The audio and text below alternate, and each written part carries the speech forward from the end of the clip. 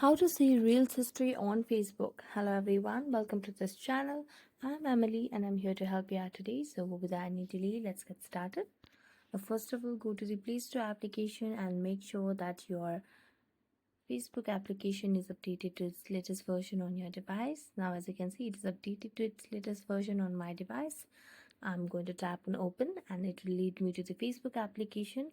Now make sure that you're logged into your account. Now tap on your profile at the top right corner of the screen. Then scroll down and tap on settings and privacy. Tap on settings again. Now scroll down and you can see the option of activity log under your activity. Tap on activity log.